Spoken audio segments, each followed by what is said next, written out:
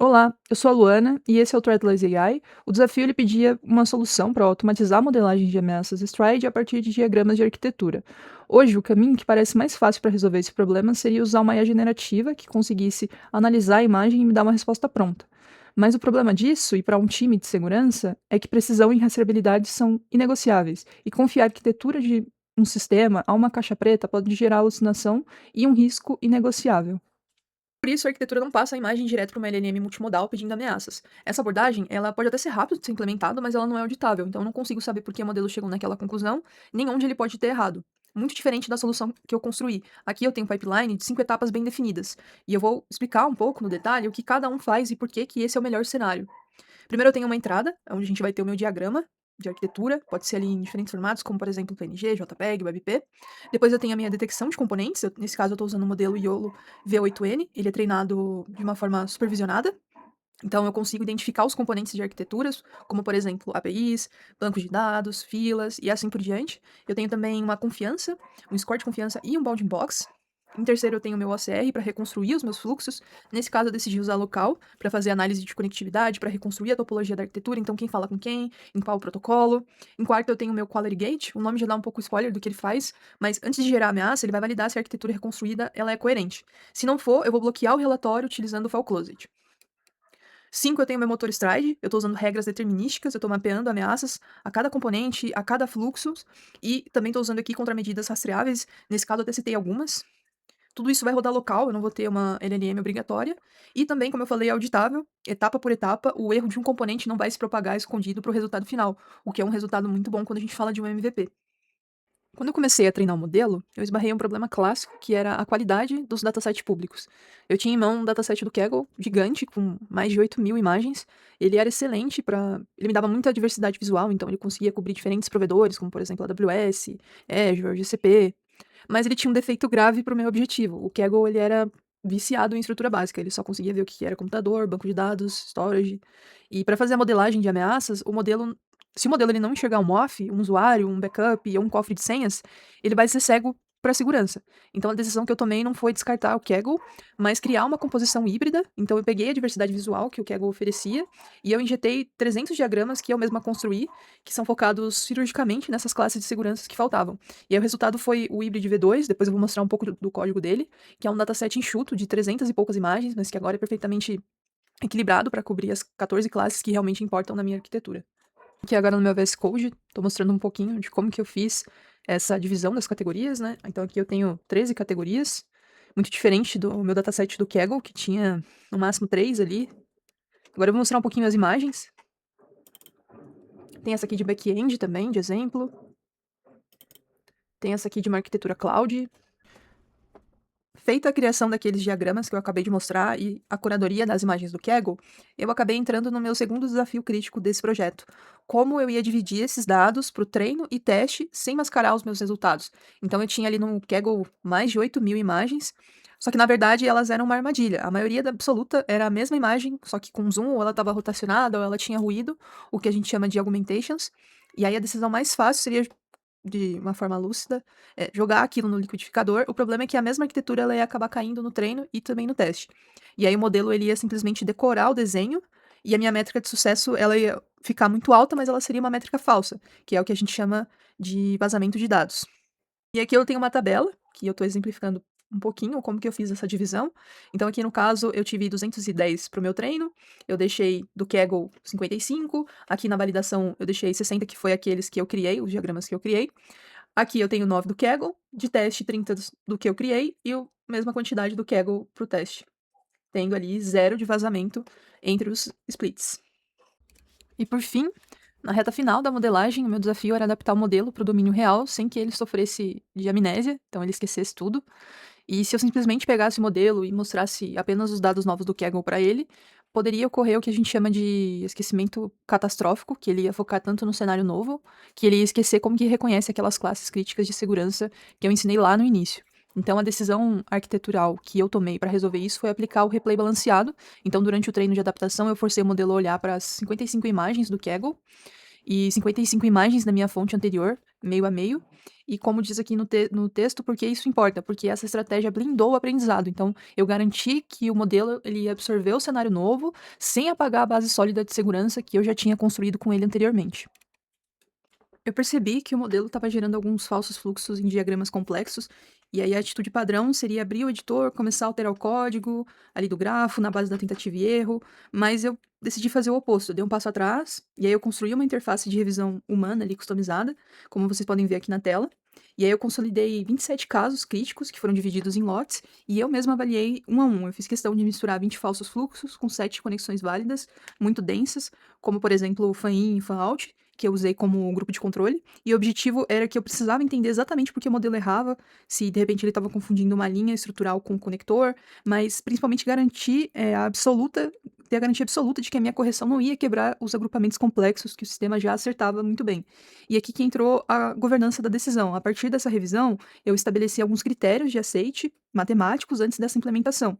Eu defini que a nova inteligência ela só seria promovida se provar um ganho relevante. Então, ele precisaria reduzir os falsos fluxos em pelo menos 10% e subir o meu F1 score em no mínimo 0,02. Então, qualquer melhoria menor do que essa, eu ia descartar porque não compensa a complexidade.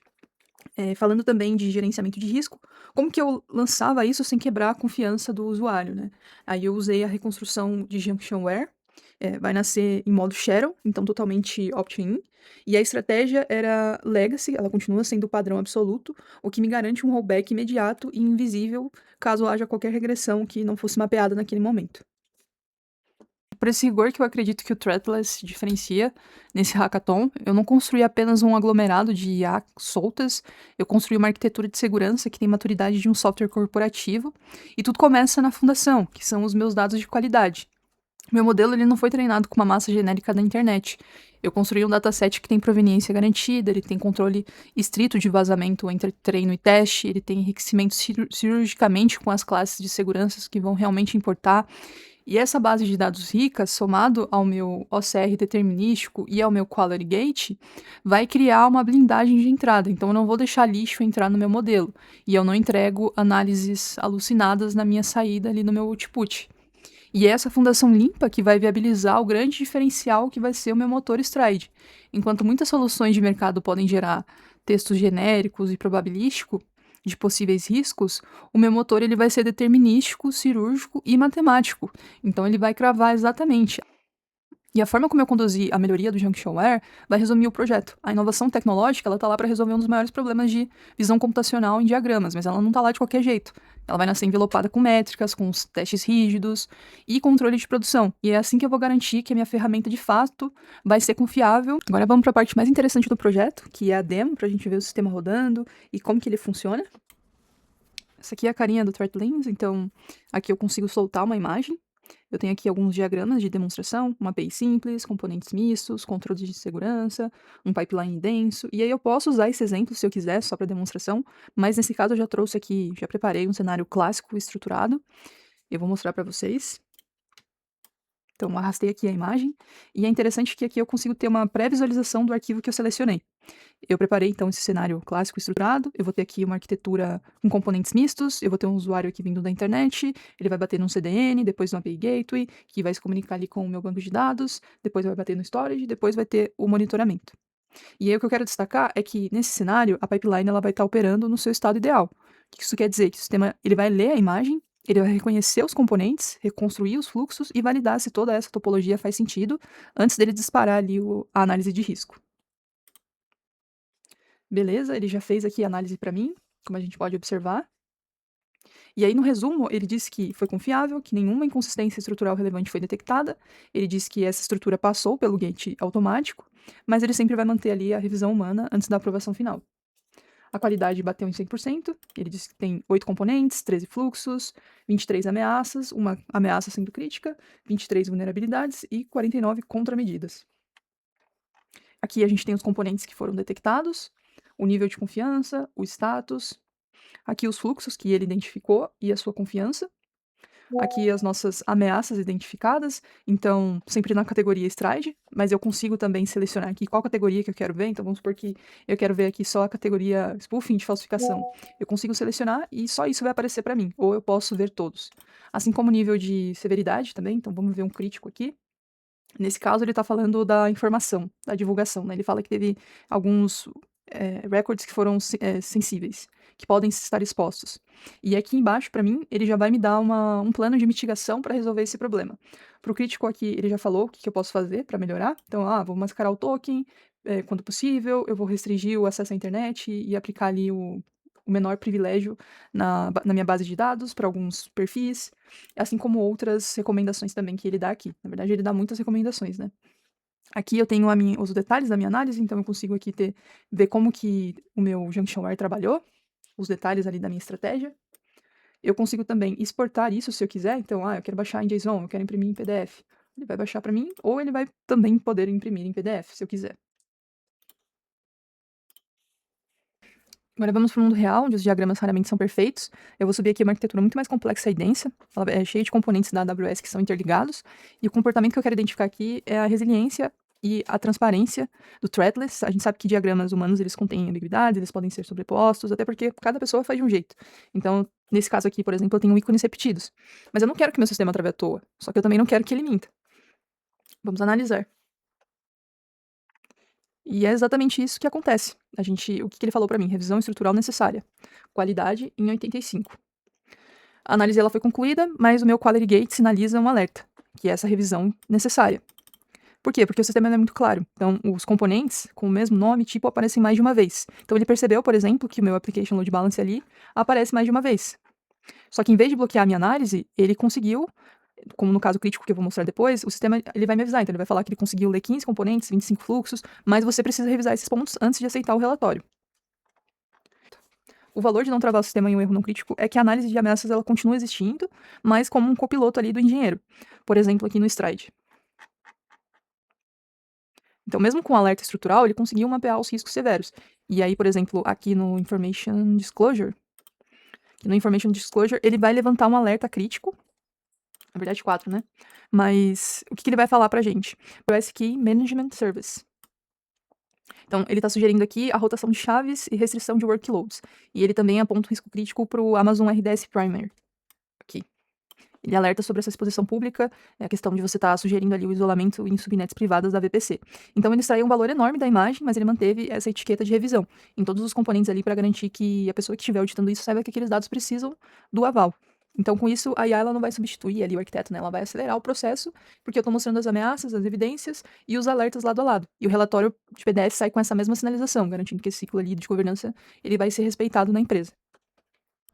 Para o nosso último caso, eu vou demonstrar o comportamento mais crítico do sistema, do ponto de vista de segurança e também engenharia. Eu vou subir uma imagem que eu chamo de entrada corrompida. É uma imagem que ela vai conter 2 diagramas de backup sendo comparados lado a lado, com textos densos e caixas repetidas. E aí, se eu passasse isso, por exemplo, para um LLM comum, ele ia inventar uma história tentando conectar os 2 desenhos.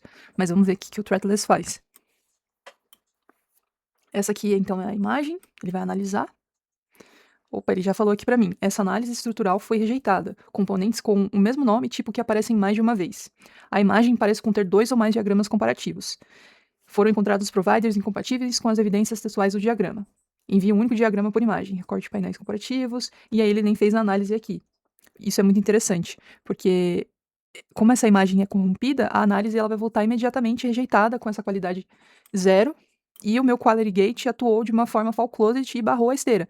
E por que ele fez isso? Porque o sistema me dá total transparência nos alertas. Então, ele identificou componentes com o mesmo nome e tipo que aparece mais de uma vez, ele percebeu que essa imagem pode conter 2 ou mais diagramas, e ele já detectou essa anomalia grave.